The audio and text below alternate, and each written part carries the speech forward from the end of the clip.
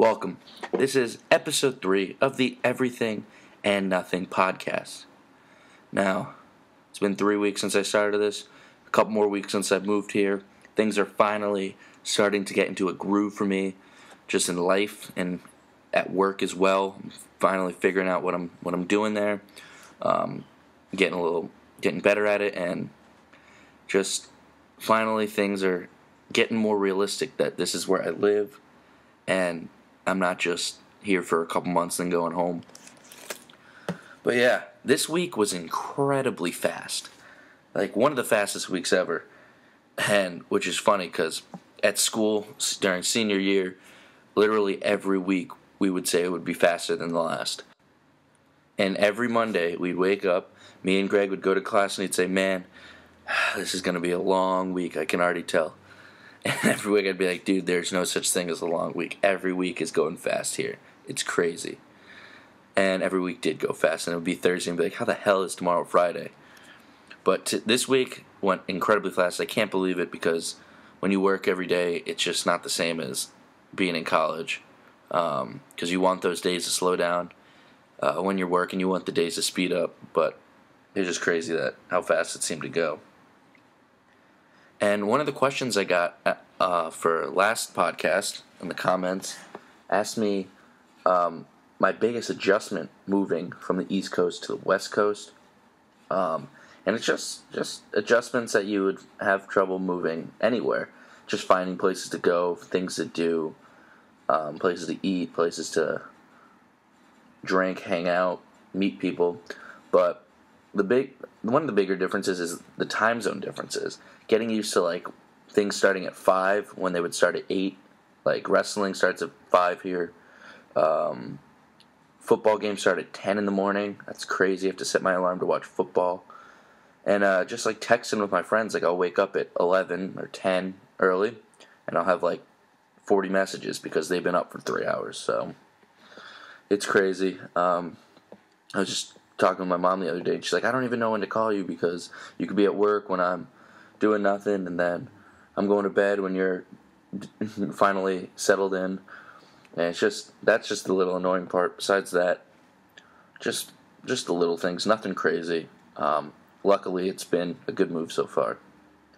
He also asked any favorites that I'll be missing, like food, etc. So the food places I'm going to miss in Fairfield are the Country Cow, home of the best bacon, egg, and cheese in the world. The Merritt Canteen and Andrew's Diner, the two best places to go when you're drunk and looking for food late at night. And Duchess, which is a Connecticut fast food chain. Those I'm going to miss, mostly just because I would go with a group of friends, and just sometimes those nights can't be replaced. But also the food is incredible. Merritt Canteen was actually on Diners, Drive-Ins, and Dives once. Not one of the locations that Guy Fieri went to, but still was on the show. He asked new favorites. In-N-Out, I guess. It's not as incredible as everyone says, but it is good, and I do go there a decent amount. Not that this is California exclusive or anything, but Panda Express, because there's one literally right next to my house. It's actually next to the In-N-Out, so I have a good choice of In-N-Out and Panda every day. I started going to them a lot, and then I stopped recently once I started working. But, yeah, Panda, just because it's close. There's actually a Steak and Shake that I found here, but it's not the same. It's more expensive. There's no $4 meals, and it's not you sit at a table and a waiter comes, and like a restaurant, it's a go up to the counter, order your food, and sit down. But it's still Shake and Steak, and it's still good. There's also this place right next to where I work called Networks. It's a little lunch place. Very good. Good steak sandwiches, good pasta. That's another one. I go there literally every day for lunch because it's so close. There's also this place that's actually right next to where I live, basically. It's called the Smokehouse. They got this bread, this cheesy bread that's like, I went there after work with a couple coworkers, and we joked that the bread was made with like the Kraft mac and cheese, but literally so addicting and so good. It's also a pretty famous place. It's been in a bunch of movies and in shows. It's been in The Entourage. It's been in, well, not The Entourage, just Entourage. But it's been in The Office, and that's where Pam and Jim's rehearsal dinner was at. So if you're a big Office fan, you'll know. Not that I'm not, but if you are, that's where it was at. And I've been there, so it's pretty cool. Even if I'm not a fan of The Office. I mean, I don't hate the show. Getting off topic here, but I don't hate The Office, but I don't think it's as incredible as everyone thought. I think the first couple seasons were hysterical. And then after that, it went downhill. Whereas Parks and Rec went uphill. Same people, but whatever. I already went into why I like Parks and Rec and stuff. But let's move on. Sunday's tomorrow. That means we're going to get some more football. Week 1, there were so many good games. It seemed like every game was down to the wire, 1 point, 3 points. The games I watched that I got on TV were the Chargers-Chiefs, which was an awesome comeback to watch. The Raiders-Saints, which was just back and forth. And the Raiders went for the 2-point conversion, ballsy, but it worked. So they ended up winning by 1. Giants and Cowboys, I was so happy I got that game. What was it? Terrence Williams? Is that his name? T-Will, I know. He didn't go out of bounds. But even if they did, it still would have been a long field goal. And who knows what happened. It definitely wasn't a gimme. So, and then the Pats-Cardinals game, obviously, Sunday night. And I'm just shocked that the Pats won. Congrats, Pats fans. Cardinals really didn't look as good as I thought they were. I thought this was going to be a Super Bowl preview, minus Tom Brady and Gronk. But I don't know. It's only week 2, but things have already changed my mind. Last week, though, I went 11-5. I want to know this week so far. The Jets beat the Bills. The games I got wrong were the Broncos beating the Panthers, the Ravens beating the Bills, Lions beating the Colts, Pats beating the Cardinals, and the 49ers shutting out the Rams. So still 11-5. That's good. I'll take it. This week I have Panthers over 49ers. 49ers played well against the Rams, but I don't think they're a good team. Redskins over the Cowboys. This was close. I kind of wanted to say Cowboys. I just think the Redskins will edge them out. I think it'll be close, though. Steelers over Bengals. Again, wanted to say Bengals, but they didn't play as good as I thought they did week 1, so I'm going to go Steelers. Giants over Saints. I think this game's going to be basically like it was last year. Shit ton of touchdowns, a lot of yardage for the quarterbacks, but I think the Giants' D has gotten a lot better, and the Saints' D really hasn't that much, so I think the Giants are going to beat the Saints at the end of the game this time. Pats over Dolphins. I mean, why not? They beat the Cardinals. Dolphins, it's a tough start for them if they go 0-2. I still think they can be a close contender. I think they're going to be about 1 game out of the Jets, who's going to get the wild card, like I predicted in the first podcast. But tough start for the Dolphins. Chiefs over Texans. The Chiefs are just keep rolling. Lions over Titans. Stafford probably has all the confidence in the world right now. Ravens over Browns. Didn't expect the Ravens to look as good as they did last week. Not that they looked great, but not bad for the Ravens. Seahawks over Rams. Going to be a tough start for the Rams. Bucks and Cardinals. It's one I actually didn't predict. I didn't circle anyone. It's a tough one. I want to say Bucks now because the Cardinals disappointed me. I think they're going to be a little deflated. I'm going to go Bucks. Bucks looked really good. Jameis Winston looked really good. Jaguars over Chargers. Chargers just below. Raiders over Falcons. I think the Raiders are going to be a force this year. I think they're 1 or 2 years away from being really good, but this year they're good. So I think they're going to beat the Falcons, who aren't that great. Broncos over Colts. Broncos looked way better than I thought. I thought they were going to have a flop year. They're going to prove me wrong, I bet.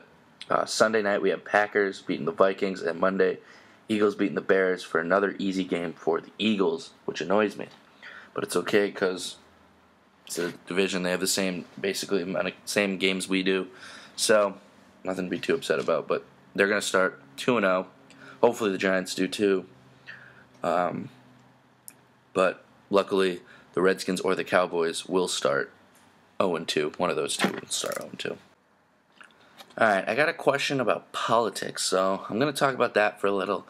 I'm not a guy who follows politics at all, really. I mean, I'm aware of what's going on, but I like to stay away from it. It just starts too many arguments in this world between people, between countries. I just can't stand it. And the fact that these are the two people we have running for president, I'll just say this: if I could vote for Obama for 20 more years, I would. Excuse me, I would before voting either of these for 4 years. You just have to vote for Hillary, though. You just can't have a Donald Trump ran country. I don't know. You just can't. It's just stupid that he made it this far. That's really all I'm gonna say. I don't like Hillary, but it's like saying your two least favorite teams are playing in the Super Bowl, but you got to pick the one you hate the least. So if it was Patriots and Cowboys, Hillary being the Patriots, Donald being the Cowboys, you have to root for the Patriots. All right, gonna move on to something I actually enjoy talking about: wrestling. It's a weekly thing on this podcast. It's my bread and butter. So last week I gave my predictions on Backlash. It happened on Sunday. I'm going to give my review. Overall, it didn't really feel like a pay-per-view, but it kind of had the in-your-house kind of vibe, which is good because they're going to have so many pay-per-views now that you can't have just big pay-per-view after big pay-per-view because it just loses its value when it's like a SummerSlam or something. But yeah, 6 matches on the card, or 7 now, I guess. There was Corbin versus Cruz, which was the pre-show match. I didn't even know about this. I don't know if I missed something or they randomly added it late. I didn't watch it because I didn't know it was on. I heard they tore the house down. I heard they had a really good match. I'm happy Corbin won, but they just need to find something to do with Cruz. It's too good of a talent to waste.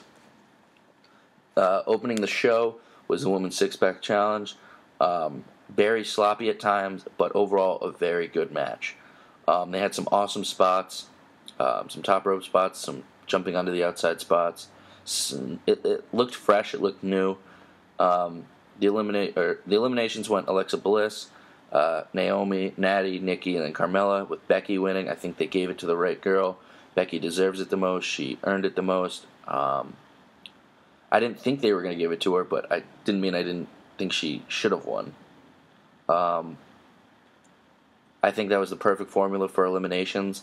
The only thing I could have switched was Naomi first, Bliss second, but Naomi's been there longer.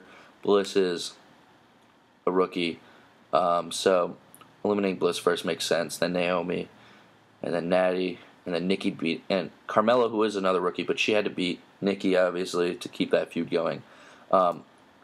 I think that feud is getting better and better, so I'm really glad that Carmella eliminated Nikki to keep her on top. They could have done Nikki eliminate Carmella, be hi, finally got you, but no, they keep doing Carmella on top, beating Nikki, so that's a great story. I'm sure it'll end with Nikki beating Carmella, which is stupid, but what are you going to do? We're getting some entertainment out of this. I enjoy this feud.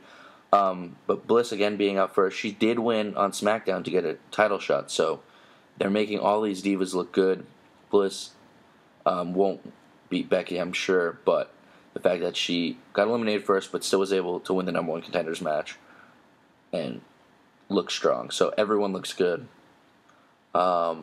Next was the Usos vs. Hype Bros. I really love the new Uso look. Their Titantron still says go hard in the paint, but they come out with no paint, so they need to change that. This match was whatever. It was hard to get into because it was so painfully obvious the Usos were going to win. It was funny, though. Tonga was going off the whole match on why did the Usos even get a chance. They are the ones that injured Alpha, which is true. It's funny. It's WWE. It's fake. So, like, Otunga, chill. You're just making it more obvious that it's stupid. But I thought it was funny. Next match, Intercontinental title, Miz vs. Ziggler. I called it. Match of the fucking night. So fucking good. These two, man. It started off hilarious with them mocking CM Punk's UFC debut, where I'm not really going to talk about Punk's debut. I don't like the guy, but I'll say one thing. I knew he was going to get the shit kicked out of him. Mickey Gall's awesome. Became a fan of this guy, actually, by his post-match press conference. He seems like a cool dude, and he's pretty fucking good. So CM Punk looks stupid. So I'm happy. But, again, back to Ziggler and Miz. They started with the exact same fight Punk had, and then literally went into such an amazing storytelling match with great wrestling. It's just watch this match, man. It's just so good. People didn't expect it. I knew it. I called it on my last podcast. These two don't fail. Miz is on the best run of his career, and he's been WWE champion. He's headlined WrestleMania. This is the best run of his career. I think he is helping the Intercontinental title gain prestige. I also called the Maurice finish, which was probably obvious to more people than just me, obviously.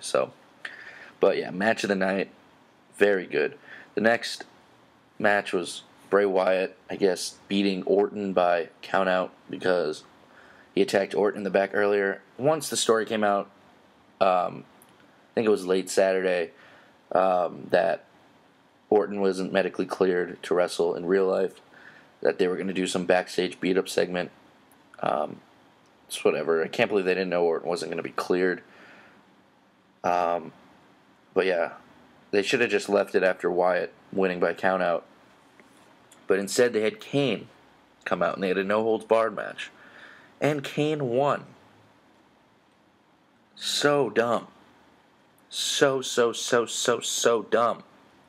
There is no reason why Wyatt shouldn't have won. I know they did the whole thing where he RKO'd him and cost him the match, but just make Bray look strong one time. So laughable now. Why would Orton waste his time with him? It just doesn't make sense. He's so out of his league. Next match, Slater and Rhino vs. Usos for the tag titles. Very good match. Had a good ending with Slater getting the pinfall after a gore by Rhino. I think they should have had a bigger celebration, and I think Shane and Bryan should have ran out with a contract and had him sign it in the ring and make it a bigger deal than it seemed. Because it was a bigger deal than it seemed. They built this up for weeks, so just besides the celebration was a little lackluster. It was a great moment, and the crowd was into it. And then the next match was the WWE Championship match. Styles beating Ambrose, and AJ freaking Styles, Mr. TNA himself, is WWE Champion. If you thought that those words were going to come out of anyone's mouth 5 years ago, 3 years ago, 10 years ago, you were crazy. This match was so good. Way better than I expected. Did not expect what I got. Not match of the night, though. Runner-up. But they really outdid themselves. And just Styles as champ is crazy. And again, I think he should have had a bigger celebration than he got. I feel like he just kind of grabbed the title, ran out of the ring, held it up, and that was it. Like, this is AJ Styles winning his first WWE championship. He's won every championship ever in the world. He's the only guy to hold an NWA title, IWGP title, a TNA title, and a WWE title, all their main titles. It's just, I feel like the celebration was a little shorted. He wins with a low blow and then a Styles clutch. I liked it. Cena said it best on Raw on SmackDown the next 2 nights later, that he's like, Dean, you're complaining that you got kicked in the nuts. You just put put Styles on the ropes and shook it so his nuts hurt the following week. So it made sense why Styles would low blow him. I thought the match was great. I thought it was booked great. So very good show overall. I'm going to move on to just talk very quickly about the Cruiserweight Classic.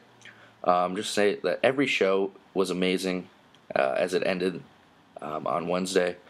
I'm just so happy that the finals wasn't Ibushi versus Zack Sabre Jr. Just because how predictable it would have been. The whole time I was saying to myself, this tournament is amazing, but it's missing upsets. It's the only thing it was missing. So it was good to see T.J. Perkins and Grand Metalik make it to the finals. I think those are both great talents. T.J. Perkins is so underrated. He proved it. He proved why he should win. He proved why he's that good. Brian calls him the wrestling prodigy, and he really is. He's so good. And I'm glad he won, and I'm glad he's going to be on WWE TV. And I'm glad the tournament winner actually became Cruiserweight champion. That's awesome. It's just weird that they're calling it the first Cruiserweight champion, because obviously it's not the first Cruiserweight champion. They've had the championship in the past. It's not like when the U.S. title went to SmackDown, they just randomly said this is the first ever United States title. It still has the history, so I don't know why they're doing that.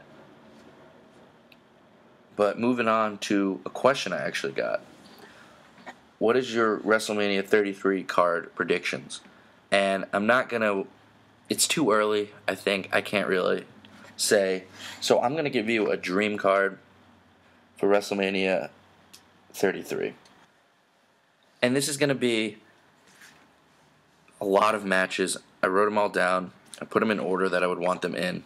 And it's going to be if everyone were to get a match on the card. And if you're not, you're in the Andre the Giant Memorial Battle Royal. But yeah, this obviously can't happen, but it would be if they had unlimited time and everyone could get a match. Alright, first, it'll start with the pre-show. And then it'll start with a tag team turmoil match. The Ascension, starting with the Shining Stars. This is going to be Interbrand, by the way. Ascension beating the Shining Stars. Breezango coming out, beating the Ascension. Golden Truth coming out. Breezango wins again. Then Enzo and Cass comes out, beats Breezango. Vaudevillains come out. Enzo and Cass beat Vaudevillains as well. And Enzo and Cass win. I mean, Enzo and Cass is a great way to start a show, even if it is the pre-show, get the crowd into it. Next would be the Andre the Giant Memorial Battle Royal. Braun Strowman would win that.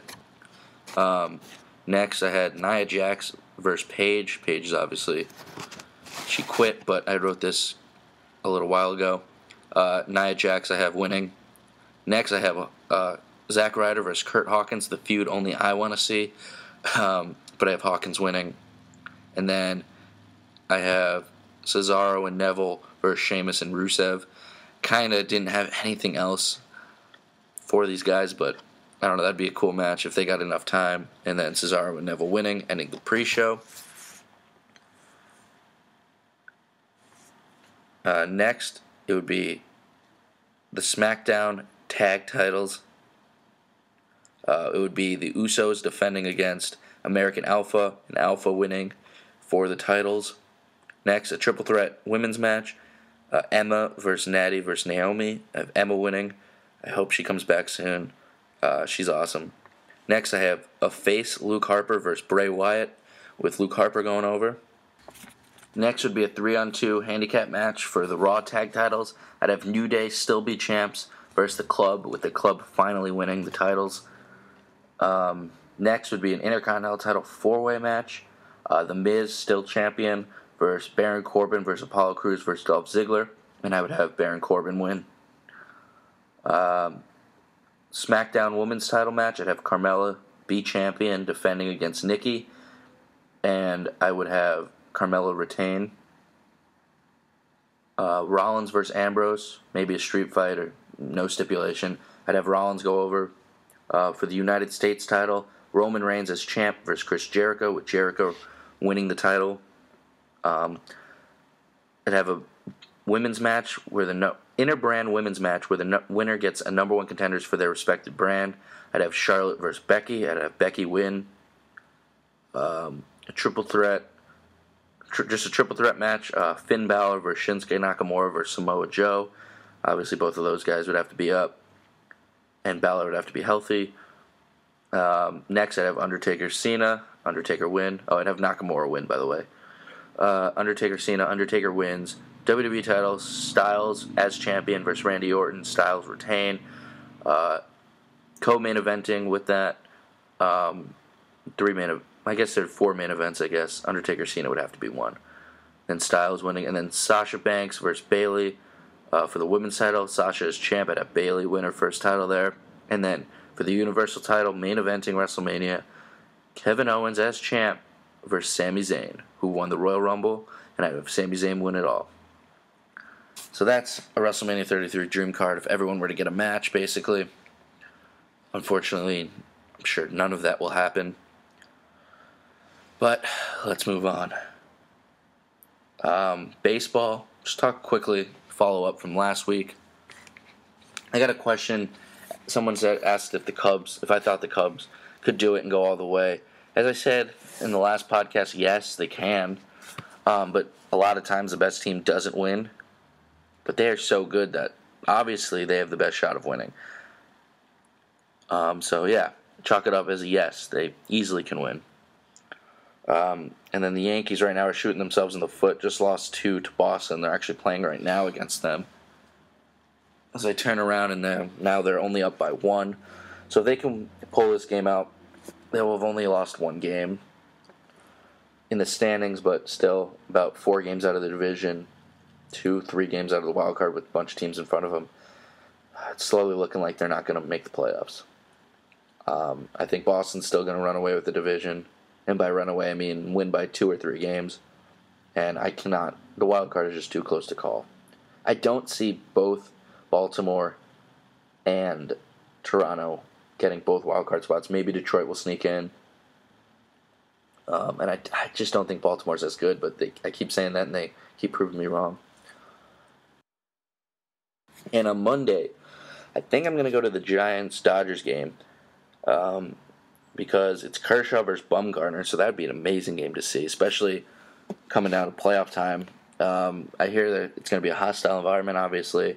I mean, I've been to Red Sox Yankees games. It's not too bad. So I hope that Giants and Dodgers games aren't like Philadelphia games where everyone's just beating the shit out of each other. But it should be fun if I do go. Yeah, so if I do go, I'll obviously talk about it next podcast, talk about my first experience at Dodger Stadium. Another question I got was to talk about hockey. And man, I love hockey. One of my favorite sports to watch and to be at live. But I think it's a little too soon right now. I'm going to start talking about it more when the preseason starts.